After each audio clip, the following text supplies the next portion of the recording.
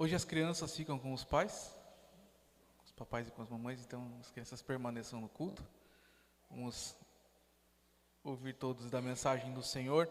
Eu convido você para abrir a sua Bíblia no Evangelho de Lucas. Lucas capítulo 23, dos versículos 13 ao 35. Lucas capítulo 24, do 13 ao 35.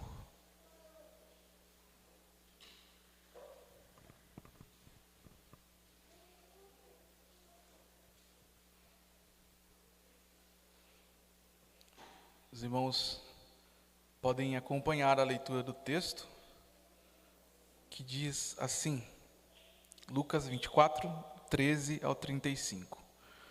Os discípulos no caminho de Emaús. Naquele mesmo dia, 2 deles estavam de caminho para uma aldeia chamada Emaús, distante de Jerusalém 60 estádios. E iam conversando a respeito de todas as coisas sucedidas. Aconteceu que, enquanto conversavam e discutiam, o próprio Jesus se aproximou e ia com eles. Os seus olhos, porém, estavam como que impedidos de o reconhecer. Então lhes perguntou Jesus: que é isso que vos preocupa e de que ides tratando à medida que caminhais? E eles pararam entristecidos. Um, porém, chamado Cleopas, respondeu, dizendo: és o único, porventura, que, tendo estado em Jerusalém, ignoras as ocorrências desses últimos dias? Ele lhes perguntou quais, e explicaram: o que aconteceu a Jesus, o Nazareno, que era varão profeta, poderoso em obras e palavras, diante de Deus e de todo o povo. E como os principais sacerdotes e as nossas autoridades o entregaram para ser condenado à morte e o crucificaram. Ora, nós esperávamos que fosse ele quem havia de redimir a Israel. Mas depois de tudo isto, é já este o 3º dia desde que tais coisas sucederam. É verdade também que algumas mulheres das que conosco estavam nos surpreenderam tendo ido de madrugada ao túmulo.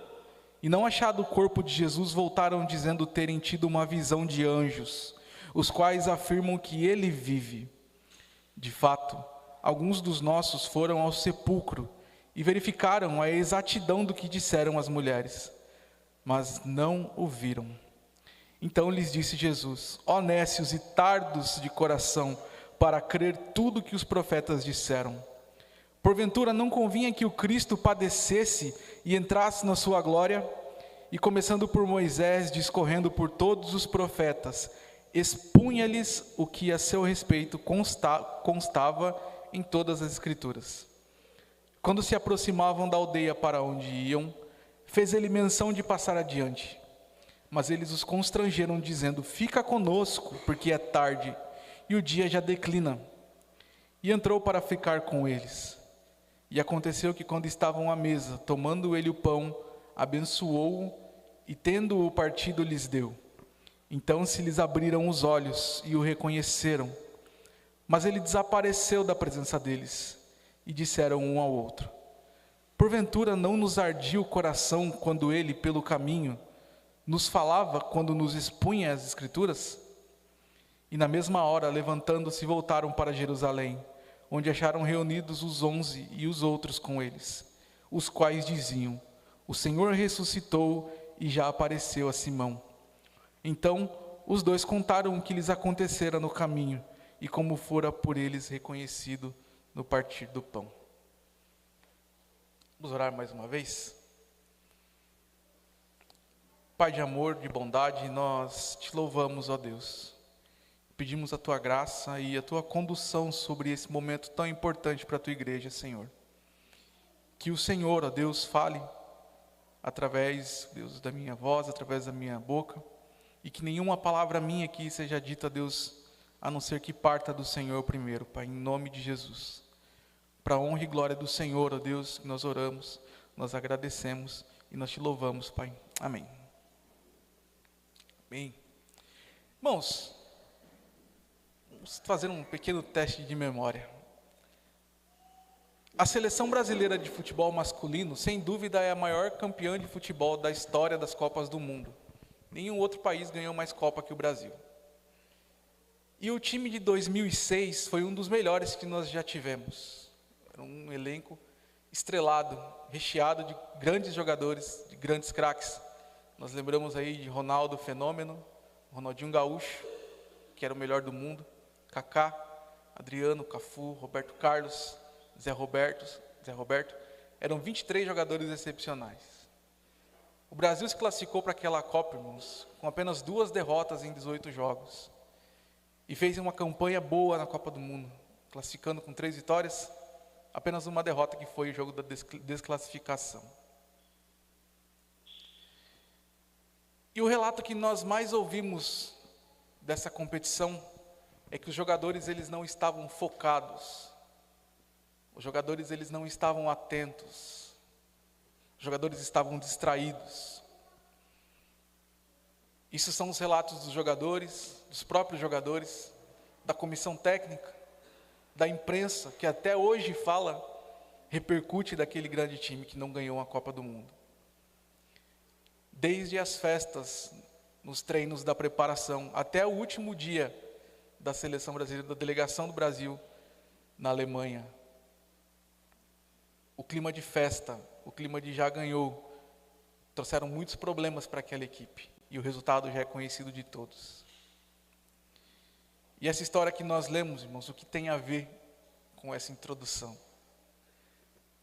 Essa história que serve de base para a nossa meditação. E ela fala sobre esses 2 discípulos que estavam focados demais em pequenos detalhes. Essa história nos conta sobre 2 pessoas que estavam olhando para aquilo que não era necessário, para aquilo que não era o mais importante.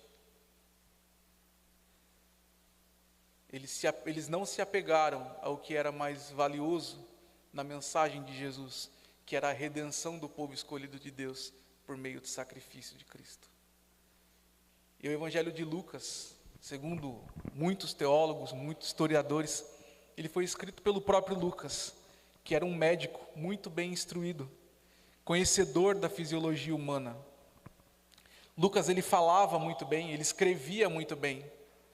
E ele, no seu evangelho, ele apresenta Jesus como um homem que sentiu todas as nossas fraquezas, um homem que entendeu, que soube lidar com todas as nossas dificuldades. Jesus conhecia a fraqueza, a dor e o sofrimento humano. E presume-se, irmãos, por conta das palavras usadas por Lucas, ele escreveu a um público muito relevante.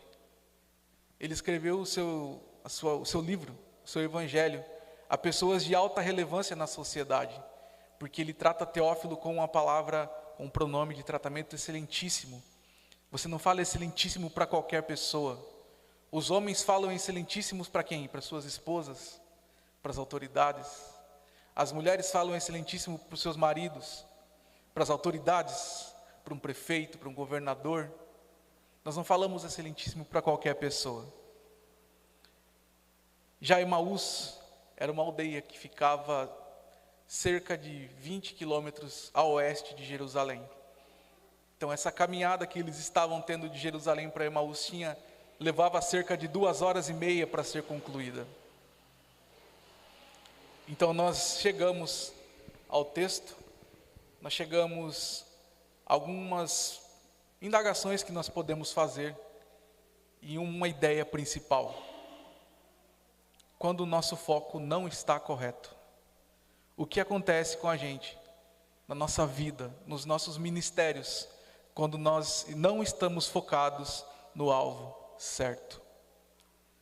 Em primeiro lugar, quando o nosso foco não está no alvo certo, quando o nosso olhar ele está no secundário, Deus ele nos impede de ver o principal. Quando nós olhamos para o secundário, Deus ele nos impede de ver o principal. E os versículos 13 a 16 falam sobre isso. Naquele mesmo dia, os 2 deles estavam de caminho para uma aldeia chamada Emaús, distante de Jerusalém 60 estádios. Iam conversando a respeito de todas as coisas sucedidas. Aconteceu que enquanto estavam conversando e discutiam, o próprio Jesus se aproximou e ia com eles. Os seus olhos, porém, estavam como que impedidos de o reconhecer. Essa história aconteceu, irmãos, logo após a crucificação de Jesus. Esses discípulos estavam voltando para casa, provavelmente. E eles estavam com as suas expectativas, os seus planos todos ruídos. A esperança desses dois e de muitos outros cristãos tinha ido por água abaixo, porque Jesus tinha morrido. E ficava perguntando nos seus corações: e agora? O que a gente vai fazer? Para onde a gente vai? O Mestre, aquele que veio para libertar o povo, aquele que veio para conduzir o povo, Jesus que fazia tantos sinais, tantos prodígios, tantos milagres, ele não estava mais entre os seus. E agora? O que fazer? O sonho acabou, irmãos. E sobre aquelas pessoas havia uma espécie de misto de sentimentos. E esses sentimentos com certeza predominavam nesses dois discípulos que estavam indo a pé para Emaús. Eles estavam focados nos seus próprios desapontamentos, e o texto nos mostra isso. E no meio do caminho, o texto não fala a altura da caminhada, se era no começo, se era no meio, se era no final. Enquanto eles conversavam, o próprio Jesus apareceu diante deles, entrou na conversa e começou a conversar com eles. Porém, eles não conseguiram ver que era o próprio Cristo. Eles não conseguiram reconhecer, eles não identificaram Jesus. Muitos afirmam que o próprio Deus os tampou a visão, que o próprio Deus os impediu de ver. O Evangelho de João, capítulo 20, versículo 14, diz assim: e disseram-lhe eles: mulher, por que choras? Ela lhes disse: porque levaram o meu Senhor e não sei onde o puseram. E tendo dito isto, voltou-se para trás e viu Jesus em pé, mas não sabia que era Jesus. Aqui João ele narra o encontro de Maria Madalena com Cristo ressurreto. E da mesma forma que os dois discípulos, Maria não conseguiu identificar imediatamente que era Jesus. O texto fala que ela não viu, ela não percebeu que era Cristo. Outro que também estava preocupado com coisas desnecessárias era Tomé.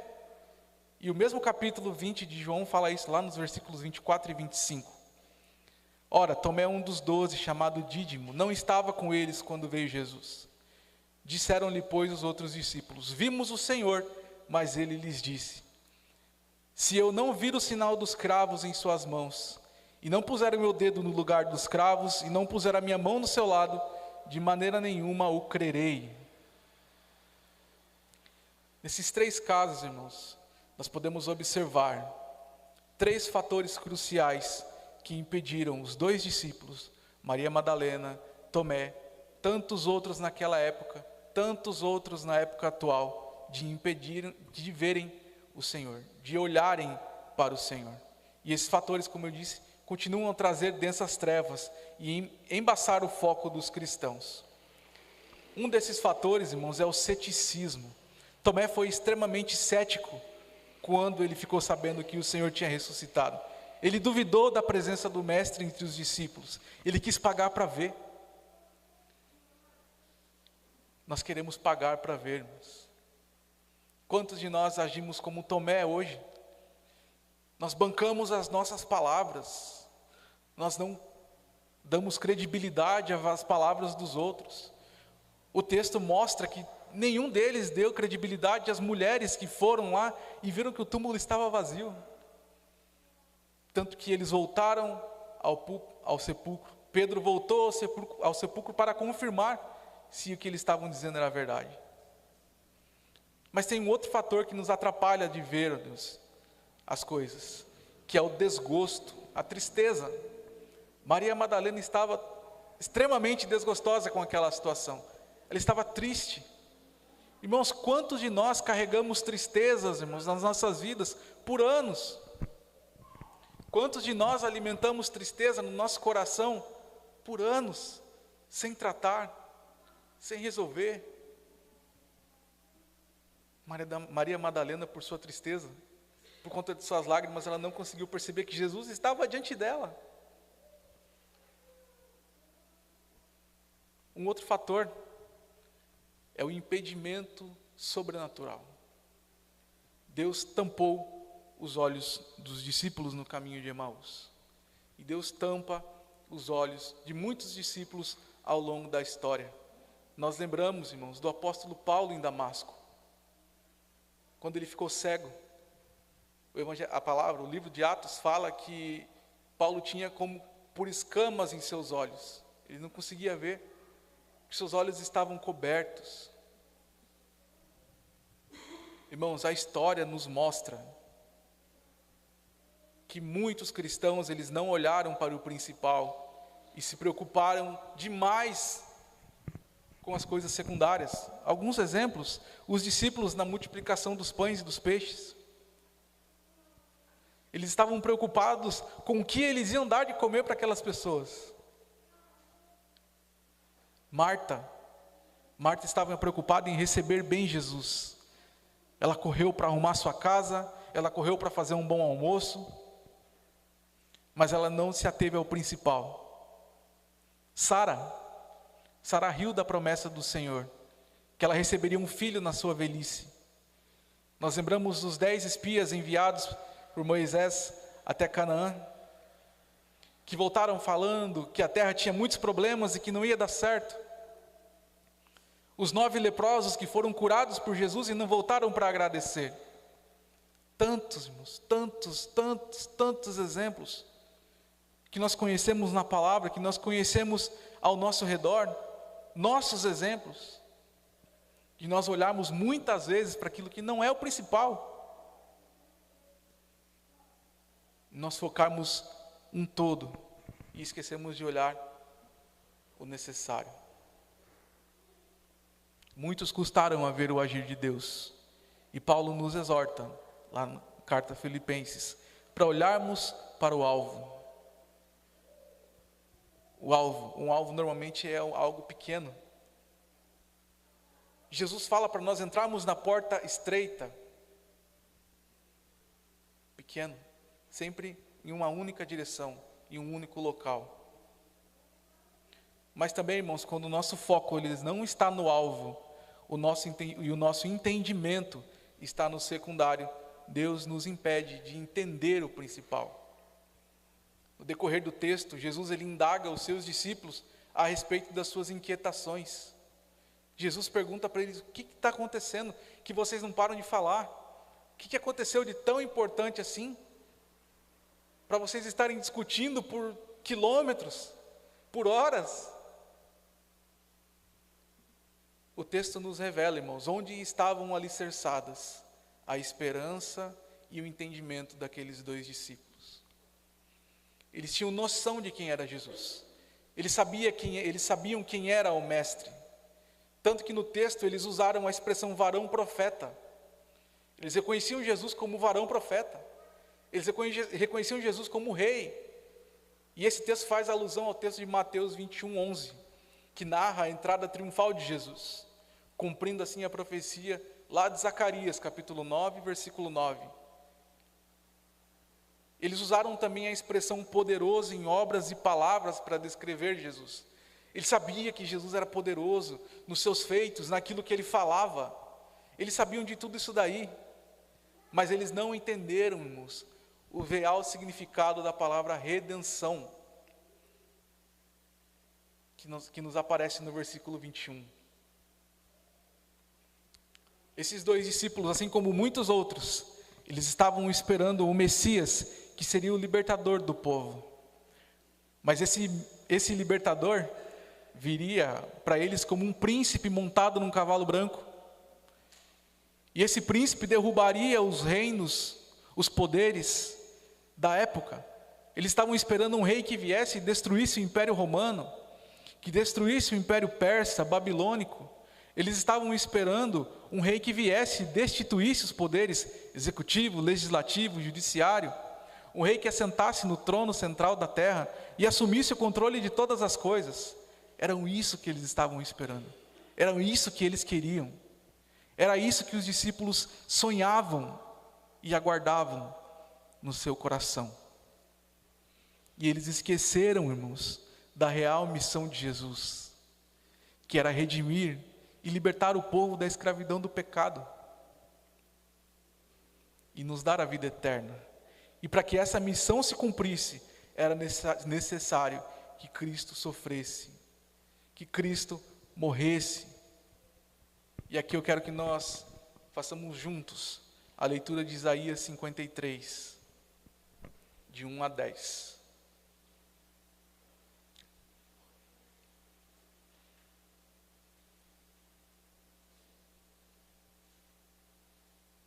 Isaías 53, 1 a 10, diz assim: Quem creu em nossa pregação, e a quem foi revelado o braço do Senhor? Porque foi subindo como renovo perante ele, como raiz de uma terra seca. Não tinha aparência nem formosura. Olhámo-lo, mas nenhuma beleza havia que nos agradasse. Era desprezado e o mais rejeitado entre os homens, homem de dores, e que sabe o que é padecer. E como um de quem os homens escondem o rosto, era desprezado e dele não fizemos caso. Certamente ele tomou sobre si as nossas enfermidades, e as nossas dores levou sobre si, e nós o reputávamos por aflito, ferido de Deus e oprimido.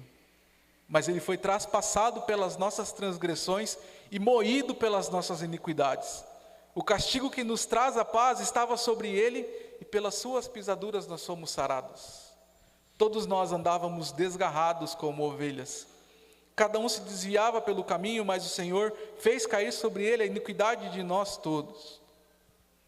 Ele foi oprimido e humilhado, mas não abriu a boca.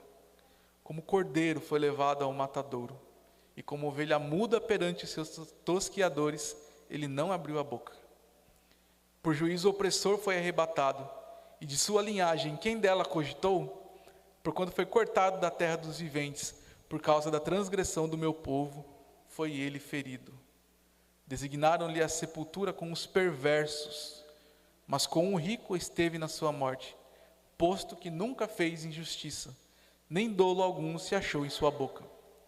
Todavia, agradou ao Senhor moê-lo, fazê-lo enfermar. Quando der ele a sua alma como oferta pelo pecado, verá a sua posteridade e prolongará os seus dias, e a vontade do Senhor prosperará nas suas mãos. Irmãos, esse sofrimento todo que Jesus passou, Isaías 53, ele remove do seu povo a pena que ele deveria pagar. O que Jesus fez, ao receber a ira de Deus em si, foi pagar o preço do nosso pecado. Nós deveríamos ser crucificados. Nós deveríamos ser açoitados. Nós deveríamos ser zombados. Nós deveríamos passar por humilhação.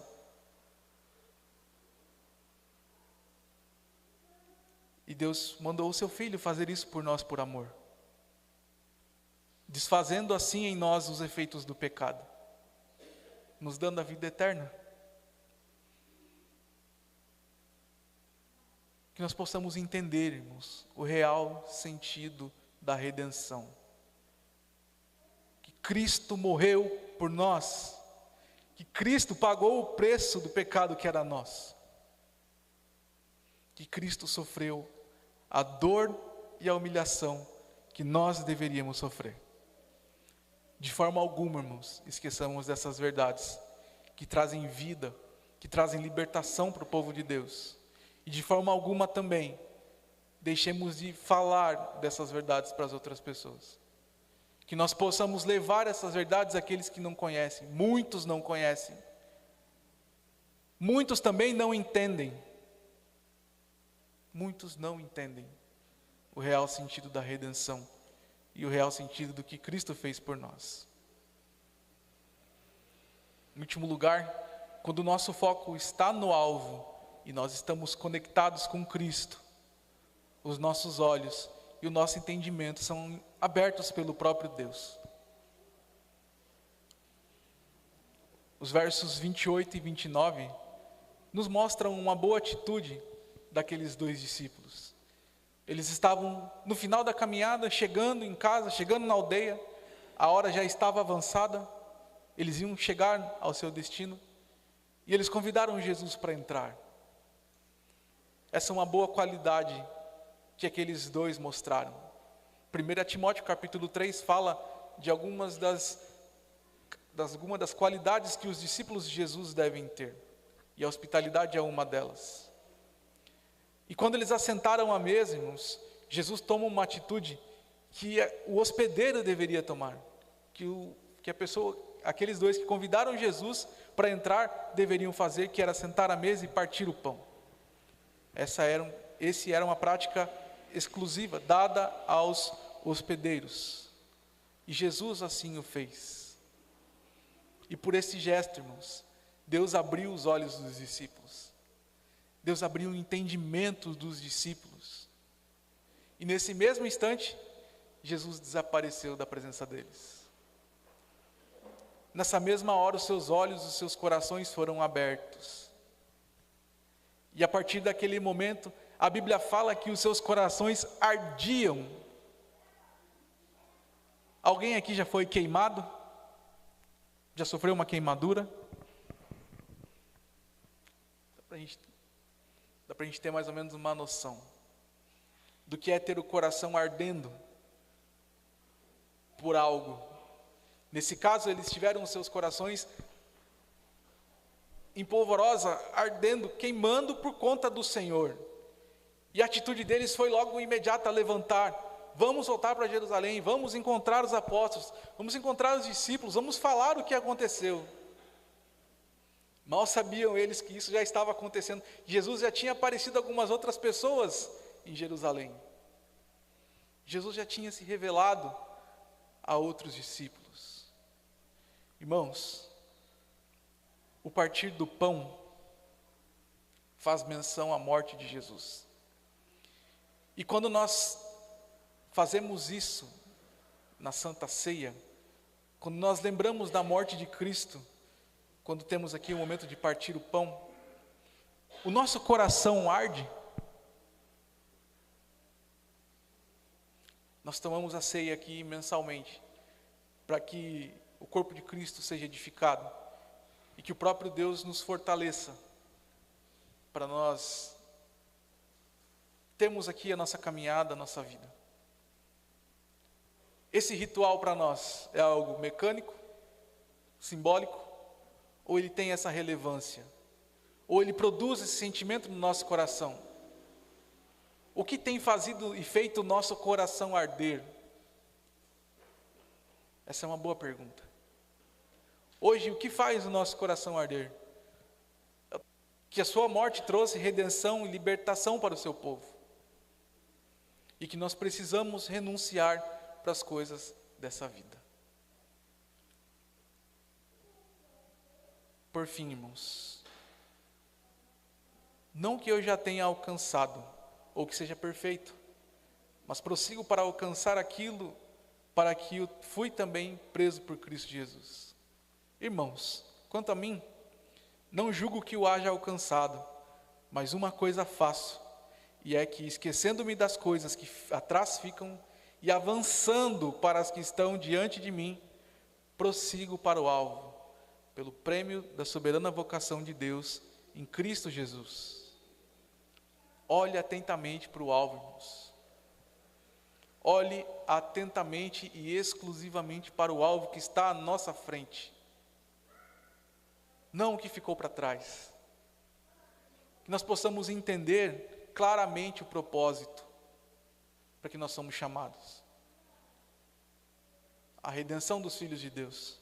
E que nós permaneçamos firmes em Cristo para viver e levar essas verdades a muitos que ainda precisam ouvi-la. Amém? Vamos fechar os nossos olhos, vamos orar ao Senhor.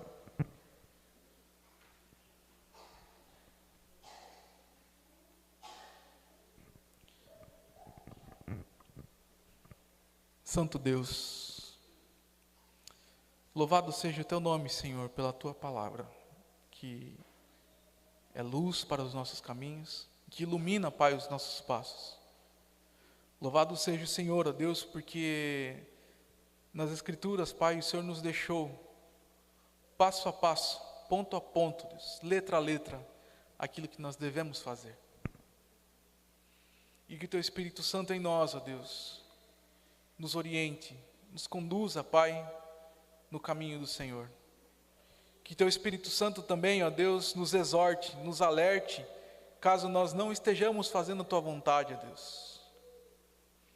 Tem misericórdia de nós, porque nós somos pequenos, ó Deus, miseráveis. Nós somos falhos, ó Deus, e carecemos do Senhor. E que o Senhor, ó Deus, nos ajude em nossa caminhada a olhar única e exclusivamente para o Senhor, deixando as coisas secundárias de lado, deixando as coisas secundárias para trás.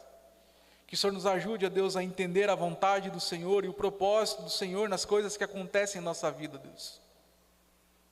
E que o Senhor nos fortaleça, Pai, para sermos testemunhas vivas do Senhor. Em nome de Jesus. Louvado seja o Teu nome, Senhor, hoje e sempre.